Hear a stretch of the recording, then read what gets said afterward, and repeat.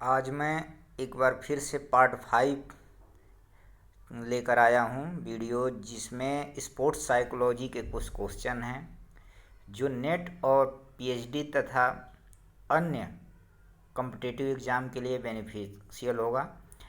तो मैं क्वेश्चन का एक्सप्लेन करूँगा और एक एक विकल्प का कोशिश करूँगा कि आप लोग को ऑप्शन को एक्सप्लेन करने को बताएं।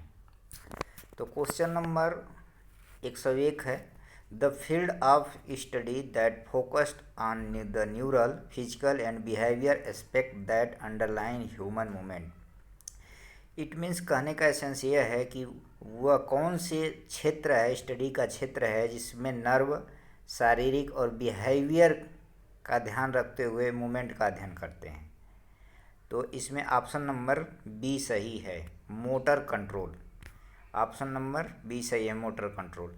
अब मोटर लर्निंग की बात करते हैं, जो ऑप्शन नंबर ए में है, motor learning. Motor means movement होता है और लर्निंग माने सीखना, यानी मूवमेंट को सीखना मोटर लर्निंग कहलाता है।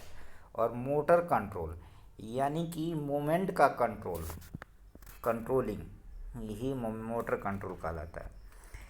Question number 102 which type of learner use a problem solving approach while learning a new movement.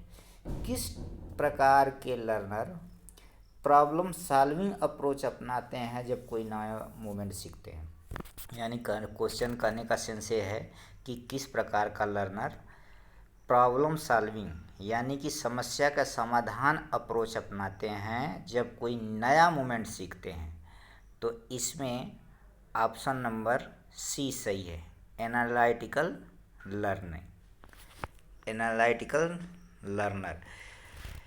और इसमें बता देते हैं एक काइनेस्थेटिक लर्नर होता है। काइनेस्थेटिक का मतलब होता है कि kinesthetic the awareness of body position in free space, यानी कि हमारी शरीर किस पोजीशन में है उसका अध्ययन, उसके बारे में जानना काइनेस्थेटिक कहलाता है। ऑडिटरी लर्नर मतलब सुन के सीखना, विजुअल लर्नर देख के सीखना। और इसमें ऑप्शन नंबर जो सी सही है, एनालिटिकल लर्नर यानी विश्लेषण, कोई चीज़ की विश्लेषण, उसे तोड़ मरोड़ के, उसे एक एक पॉइंट को, पहलुओं को ध्यान में रखकर सीखना। Question number 103 which of the following is an explain of gross motor skill. Gross माने बड़ा, ज़्यादा मात्रा में बड़ा, ग्रॉस माने बड़ा, अब माइक्रो माने छोटा। आप लोग पढ़े होंगे gross structure of muscles. Gross मतलब मेन स्ट्रक्चर मसल्स क्या क्या होते हैं, माइक्रो स्ट्रक्चर ऑफ मसल यानी कि छोटे छोटे, उसमें मायोफाइब्रिल, फिलामेंट्स, सार्कोप्लाज्मा, ये सब जो आएंगे वो माइक्रो स्ट्रक्चर के अंतर्गत हैं। तो यहाँ पे एक वर्ड आया है कि gross motor skills, which of the following is an explain of A gross motor skill. निम्नलिखित में से कौन सा ग्रॉस मोटर स्किल का एग्जाम्पल है। तो ऑप्शन नंबर ए है कटिंग विथ सीजर, यानी कि कैंची के साथ काटना, कोई चीज़ कैंची से कटिंग करना। ऑप्शन नंबर बी है creating an incision with a table knife, यानी कि creating an incision with a table knife. Option number C है स्वीपिंग ए क्रेडिट कार्ड, यानी कि जो क्रेडिट कार्ड जो हम पैसे निकालते हैं और तो उसको स्वीप करते हैं, उसको बोला है। और ऑप्शन नंबर डी में है परफॉर्मिंग ए पुशअप। अब आप लोग को पढ़ने से ही ध्यान आ गया होगा कि ऑप्शन नंबर कौन सही है, यानी कि 103 का D, performing a pushup. Pushup जब हम करते हैं तो हमारे ग्रॉस मसल्स मोटर स्किल का डेवलपमेंट होता है। Question number 104 skill where the performer control the performance situation because the object being acted on or context in which the skill is performed does not change is are called। यानी कहा गया है कि skill where the performer control the performance situation, वैसी skill जिसमें performer जो perform करता है, जो करता है स्किल को, वो सिचुएशन को कंट्रोल कर रखता है or the object being acted on are the context in which the skill performed does not change or call। तो इसमें अब 4 ये ऑप्शन दिया है इसमें, open skill, close skill, stable skill, variable skill. दो जो ऑप्शन ए और ऑप्शन बी है ये सही कॉन्सेप्ट है स्किल का, लेकिन वेरिएबल स्किल और स्टेबल स्किल का कोई कॉन्सेप्ट नहीं है। अब देखिए ऑप्शन नंबर ए में ओपन स्किल। ओपन स्किल क्या होती है कि जब इन्वायरमेंट चेंज होता रहता है, यानी कि सिचुएशन चेंज होती रहती है, उस समय जो हम प्रयोग करते हैं उसको ओपन स्किल कहते हैं। जिस प्रकार आप हॉकी खेल रहे हैं और हॉकी में हमेशा पोजीशन और वहाँ का इन्वायरमेंट हमेशा, यानी कि इन्वायरमेंट से मतलब होता है कि खिलाड़ियों का पोजीशन, बॉल का पोजीशन चेंज होते रहना, हमेशा सिचुएशन चेंज होते रहना, तो उसको बोलते हैं ओपन स्किल। और क्लोज स्किल में इन्वायरमेंट यानी सिचुएशन स्थिर रहती है, जैसे शूटिंग हो गया, तीरंदाजी हो गया और थ्रोइंग हो गया। तो इन सब में हाँ इन्वायरमेंट यानी सिचुएशन स्थिर रहता है, एक पॉइंट स्थिर रहता है और हम खुद अपना स्थिरता से आकर परफॉर्म करते हैं। तो इस तरह से क्वेश्चन नंबर 104 में बी सही है, क्लोज स्किल यानी कि कंट्रोल। सच इसमें बताया सिचुएशन बीइंग कंट्रोल होता है, नॉट चेंज होता है, not change, perform does not change are called, यानी क्लोज स्किल। इसी तरह दो और स्किल होती है, कंटिन्यूस स्किल, डिस्क्रीट स्किल और सीरियल स्किल। कंटिन्यूस स्किल क्या होते हैं कि जिसमें मोमेंट का रिपीटेशन होता है, बार बार रिपीटेशन होता है, जैसे रनिंग में स्विमिंग, एक ही मोमेंट का बार बार रिपीटेशन होता है, उसको बोलते हैं कंटिन्यूस स्किल। और उसके बाद डिस्क्रीट स्किल में 2 मूवमेंट होता है, यानी सेम मूवमेंट नहीं रहता है, मूवमेंट चेंज होता है। जिस प्रकार हाई जंप, रनिंग किया, जंप किया, यानी कि इसमें 2 मूवमेंट देखने को मिला, तो उसको बोलते हैं डिस्क्रीट स्किल। और सीरियल स्किल की बात आ गई तो number of discrete skill, combination of discrete skill known as serial skill. जब कई डिस्क्रीट स्किल मिलती हैं तो उसको बोलते हैं serial skill. Option question number 105, which theory predicts a learner linear relationship between arousal and performance. Arousal का मतलब होता है कि उत्तेजना। जब कोई व्यक्ति चाहे खिलाड़ी खेलने जाता है तो अपने अपोनेंट के सामने उसकी परिस्थिति देखकर एक्साइट हो जाता है, उत्तेजित हो जाता है। तो उसमें कहा है कि which theory predict a linear relationship between arousal and performance, यानी कौन सी थ्योरी ऐसी है जो एराजुअल उत्तेजना और परफॉर्मेंस के बीच रेखीय संबंध स्थापित करती है। यानी एराजुअल और परफॉर्मेंस, मेरी उत्तेजना है और जो परफॉर्मेंस कर रहे हैं उसके बीच रेखीय लीनियर रिलेशनशिप स्थापित करती है। तो इसमें 4 थ्योरी दी गई है, catastrophe theory, drive theory, inverted U theory और zone of optimal function. Zone of optimal functioning कोई थ्योरी नहीं है। जो ए और बी और सी थ्योरी दी है ये तीनों एराजुअल ऑफ थ्योरी है। 3 टाइप की एराजुअल ऑफ थ्योरी होती है, कैटा-स्ट्रोक थ्योरी, ड्राइव थ्योरी और इन्वर्टेड यू थ्योरी। तो इसमें ऑप्शन नंबर 105 का बी सही है, drive theory. Option number B सही है, ड्राइव थ्योरी।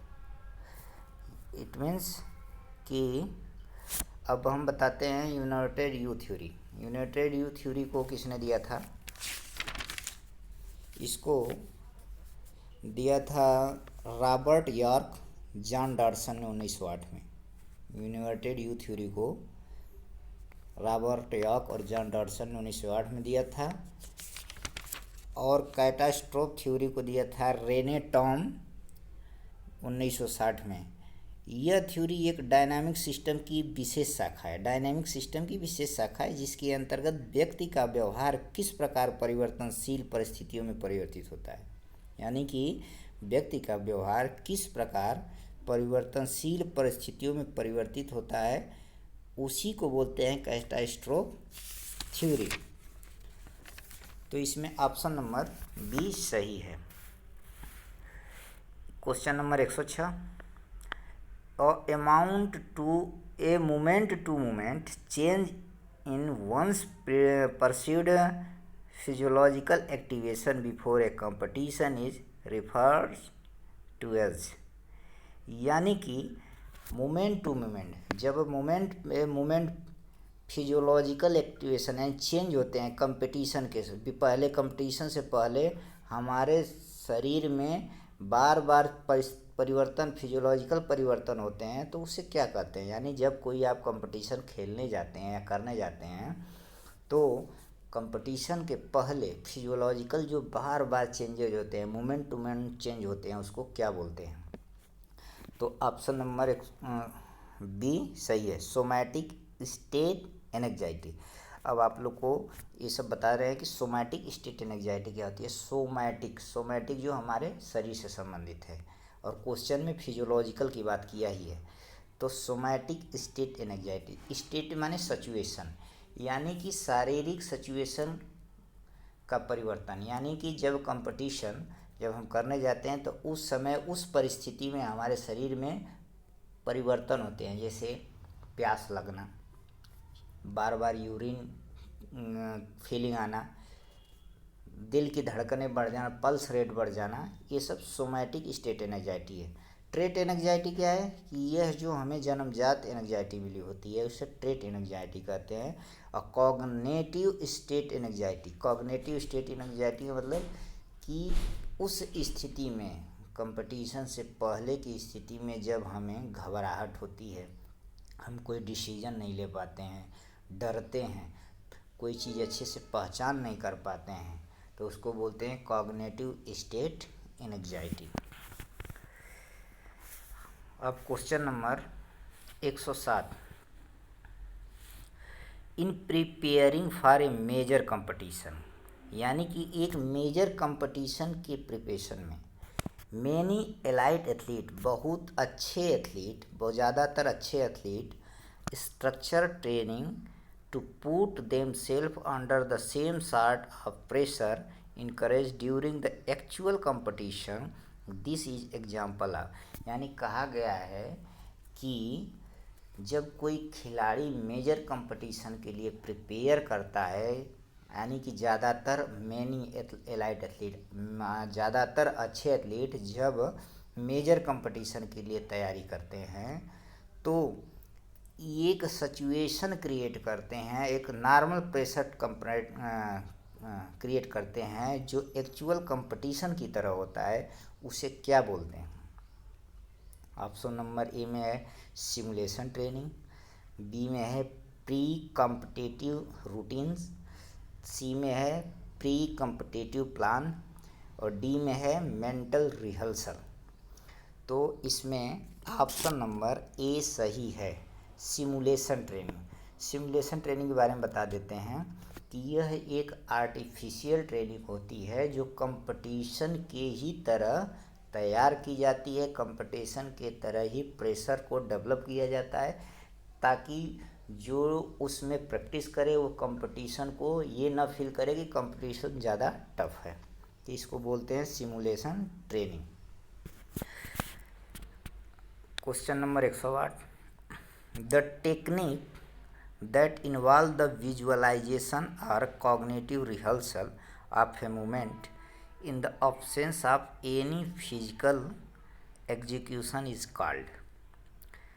यानी कि the technique that involves visualisation, एक ऐसी टेक्निक जिसमें देखना और पहचानना, यानी कि देखना और पहचानना, मूवमेंट को देखने और पहचानना व्यक्ति के मन से अपसेंट हो जाता है। यानी कि ऐसी टेक्निक जिसमें व्यक्ति न देखता है न पहचानता है किसी मोमेंट को, वो सारी क्रियाएं अपसेंट हो जाती है, उसको क्या बोलते हैं। 108 का सी, इमेजरी, यानी कि वो सिर्फ इमेजिनेशन करता है, इमेजरी 108 का सी सिर्फ इमेजिनेशन करता है, उसे न कुछ दिखता है न समझता है, लेकिन सिर्फ मूवमेंट का इमेजिनेशन करता है कि किस प्रकार होता है। ऑटोजेनिक ट्रेनिंग, ऑटो माने खुद का, जेनिक माने ट्रेनिंग, जब आदमी बैठकर अपने मनन करता है, टेक्निक का मनन करता है, कोई टेक स्किल सीखा है और उसको सोच रहा है कि किस प्रकार किया जाए, कैसे करेंगे, तो इसको बोलते हैं ऑटोजेनिक ट्रेनिंग। ऑब्जर्वेशन, ऑब्जर्वेशन माने कोई चीज़ देख कर सीखना, ऑब्जर्व करके सीखना। विजुअल मोटर रिहर्सल, यानी कि देखना और उस मूवमेंट का रिहर्सल करना। तो इसमें ऑप्शन नंबर सी सही है। Question number 109, which psycho regulative technique is called as muscles to mind technique. निम्नलिखित में से कौन से साइको यानी मनो संचालित टेक्निक है जो मसल्स से माइंड की तरफ होती है, मसल्स टू माइंड। तो इसमें आ गया imagery, autogenic training, desensitisation, progressive muscles relaxation.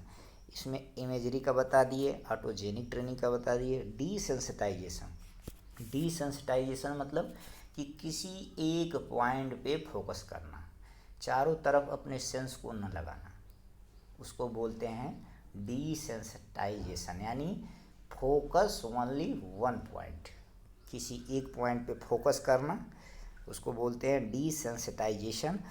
और इसमें क्वेश्चन नंबर 109 में डी सही है। प्रोग्रेसिव मसल्स रिलैक्सेशन, यानी कि धीरे धीरे मसल्स को रिलैक्सेशन यानी टॉप बॉटम टू टॉप की तरफ रिलैक्स करते हुए अपने शरीर को आराम पहुंचाना। तो इसमें ऑप्शन नंबर डी सही है। Mental development includes, mental development includes मानसिक विकास में क्या शामिल है।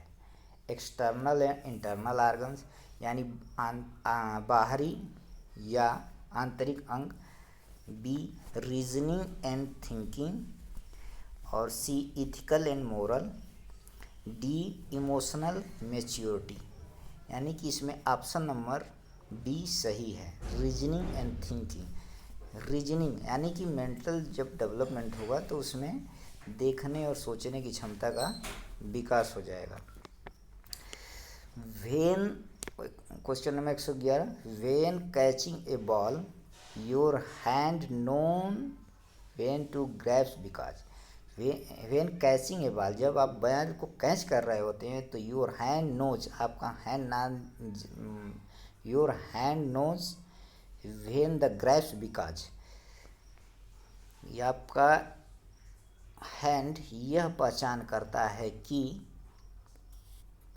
participating muscles receive efferent signals from the brain, यानी कि participating muscles receive efferent signal from the brain, यानी कि जो हाथ में मसल्स है और गेंद को पकड़ने के लिए पार्टिसिपेट कर रही है वो ब्रेन से इन्फॉर्मेशन को रिसीव करती है। Option number B, your parasympathetic nerve system is active, यानी कि आपका पैरासिम्पैथेटिक जो नर्व सिस्टम है वो एक्टिव होता है। सी में alpha waves are being generated by your brain, यानी कि अल्फा वेव्स जो किरणें हैं, तरंगे हैं, वो आपके ब्रेन के द्वारा जनरेट होती हैं।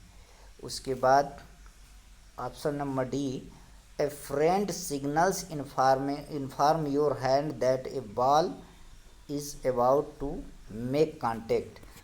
तो ऑप्शन नंबर ए इसमें सही है, यानी कि participating muscles receive efferent signal from the brain. एक एफेरेंट और इफेरेंट दो नर्व होती है।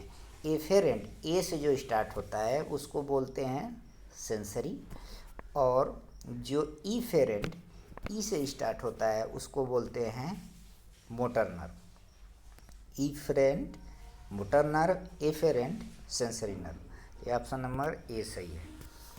What is the correct order of various stage of motor skill learning. What is the correct order of various stage of motor skill learning. क्या correct order है, क्या correct sequence है जो motor learning का एक order कहा जाता है, अच्छा स्टेज कहा जाता है।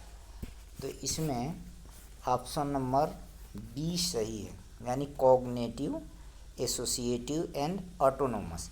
कॉग्निटिव मतलब कि पहचान करना, एसोसिएटिव को मतलब उससे संबंधित, उससे पहचान करके उसमें विलीन करना, फिर जब इतना सब हो जाता है तो ऑटोनोमस हो जाता है, ऑटोमेटिक होने लगती है। तो ऑप्शन नंबर बी सही है। Teaching an athlete to imagine a model doing a particular performance as a mean to help the athlete acquiring the skill or ability is known as, यानी कि teaching an athlete to imagine a model doing a participate performance as a means to help the athlete acquire the skill or ability is known as, यानी कि जब किसी एक athlete को अगर teaching दे रहे हैं, कोचिंग या टीचिंग कर रहे हैं, तो एक इमेजिन करता है किसी मॉडल को, उसमें पर्टिकुलर मॉडल को परफॉर्मेंस करने के लिए, और वह एथलीट को एक उसकी एबिलिटी को डेवलप करने के लिए, एथलीट के एबिलिटी को डेवलप करने के लिए हेल्प करता है। वह क्या है? 113, क्वेश्चन नंबर 113 का सी, कोवर्ट मॉडलिंग। इसको बोलते हैं कोवर्ट मॉडलिंग। कोवर्ट मॉडलिंग एक थ्योरी है जिसमें एक मॉडल को दिखाकर एथलीट को लर्न कराया जाता है। Question number 114, the term choking refer to which of the following.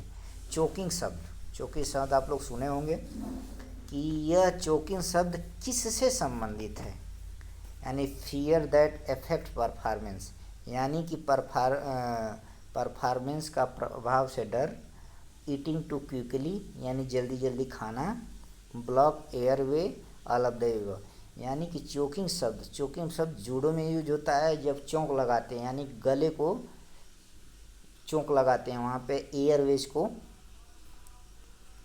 रोकते हैं, चोकिंग। तो इसमें block the airways, option number B सही है।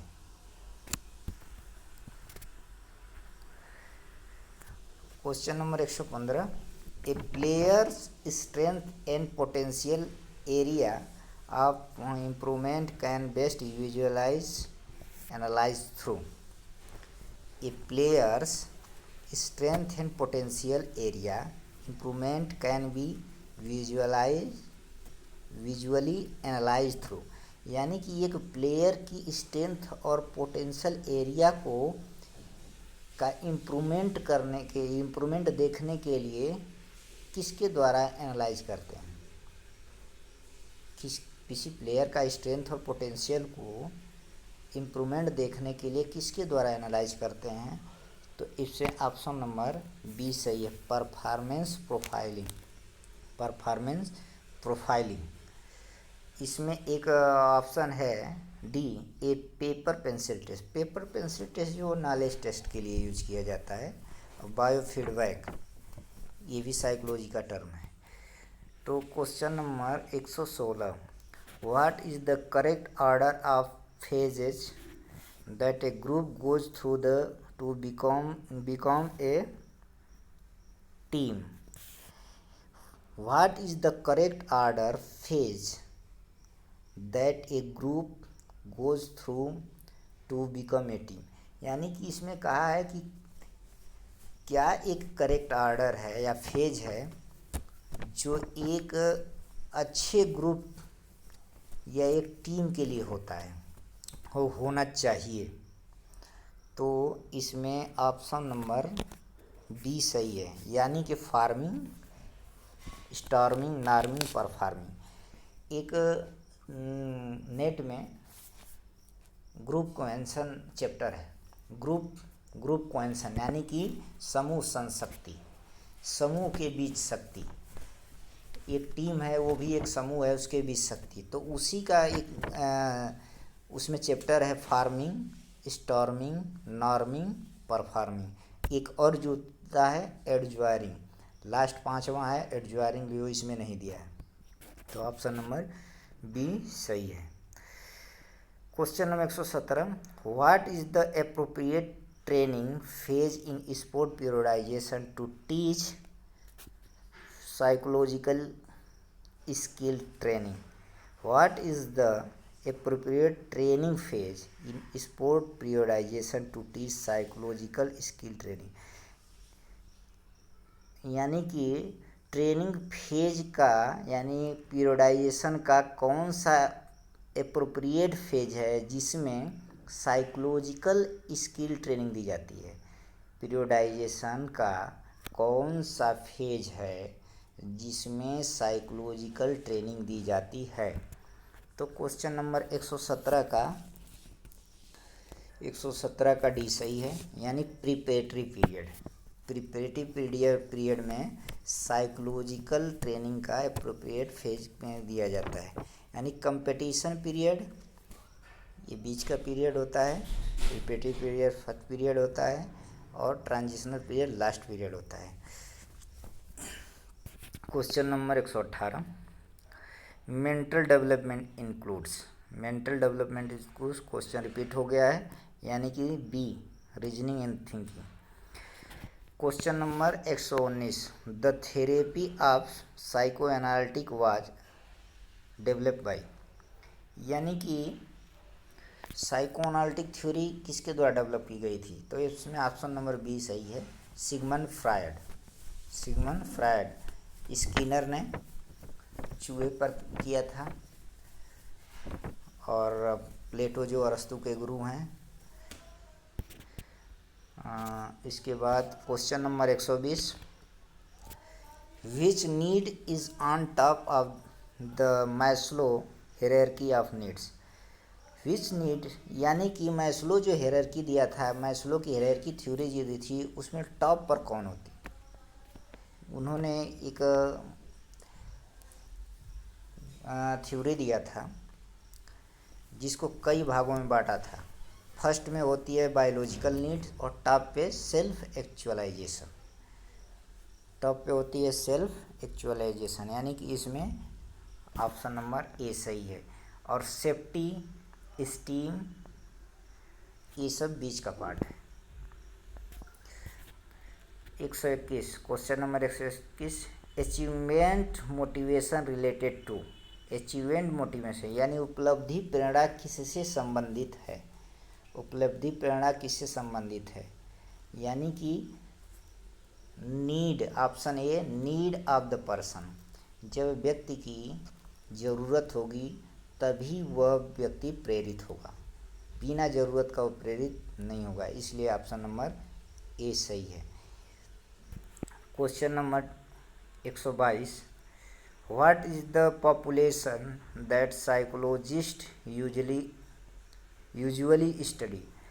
यानी किस पॉपुलेशन पे साइकोलॉजी मनोवैज्ञानिक अधिकतर स्टडी करते रहते हैं? किस पॉपुलेशन पे ज़्यादातर साइकोलॉजिस्ट स्टडी करते रहते हैं? तो इसमें ऑप्शन नंबर 122 का डी सही है, पिजन और रैट। आप जितने भी सिद्धांत देखे होंगे ज़्यादातर कबूतर और चूहे पे इन्होंने अप्लाई किया है, प्यूपिल पे कम किया है, मंकी पे बहुत कम किया है, डॉग और बिल्ली और कुत्ते पे कम किया है, लेकिन ज़्यादातर एक्सपेरिमेंट होते हैं कबूतर और रैट्स पे होते हैं। 123, question number 123, which is the lowest level of learning? Lowest level of learning में निम्नलिखित में से सबसे लो लेवल की लर्निंग कौन होती है? सबसे लो लेवल की लर्निंग कौन होती है? तो इसमें ऑप्शन नंबर ए सही है, रोट लर्निंग, यानी रट के सीखना सबसे लो लर्निंग होती है। अंडरस्टैंडिंग लर्निंग, समझ के सीखना, कोरिलेशन लर्निंग, एक दूसरे से कोरिलेट करके सीखना, संबंध स्थापित करके सीखना, एप्लीकेशन यानी अप्लाई करके सीखना। 124, the cause of frustration among sports person is. Sports person के साथ फ्रस्ट्रेशन का क्या कारण है? एक खिलाड़ी के साथ फ्रस्ट्रेशन यानी कि वह फ्रस्ट्रेट क्यों होता है। तो option number a result of own performance, यानी कि उसे डर लगती है उसके रिजल्ट पे, उसके परफॉर्मेंस पे कि क्या रिजल्ट आएगा। फिर रिजल्ट सी है option number result of good performance, अच्छे परफॉर्मेंस आने का, रिजल्ट आने का। तो इसमें ऑप्शन नंबर बी सही है। क्वेश्चन नंबर 24 का ऑप्शन नंबर बी से normally due to mismatch level of appreciation and ability, यानी कि जो उसका एप्रिसिएशन का लेवल है और जो एबिलिटी है उसके बीच जब मिसमैच होता है, दोनों मैच नहीं करते हैं, तब खिलाड़ी अपना फ्रस्ट्रेशन में आता है। जो एप्रिसिएशन रखा है उसके और एबिलिटी के जब दोनों बीच मैच नहीं करता है तब जाके वह फ्रस्ट्रेट होता है। Question number 125 the focus on specific behaviour that an athlete must engage in throughout a performance. The focus on specific behavior that an athlete must engage in throughout a performance, यानी कि एक athlete का behaviour through out performance के लिए किस प्रकार engage होता है। एक एथलीट का बिहेवियर थ्रू आउट है, मान लो ज़्यादा से अच्छे परफॉर्मेंस के लिए किस प्रकार इंगेज होता है। तो इसमें ऑप्शन नंबर सी सही है, प्रोसेस गोल्स। इस प्रकार मैंने आज कुछ साइकोलॉजी के क्वेश्चन कवर किया और आप लोग ज़्यादा से ज़्यादा अपने दोस्तों को लाइक करें, अपने दोस्तों को शेयर करें, लाइक करें, सब्सक्राइब करें और कमेंट में ज़रूर बताएं कि कहाँ कमी रह गई, ताकि और वीडियो में सुधार कर सकें हम।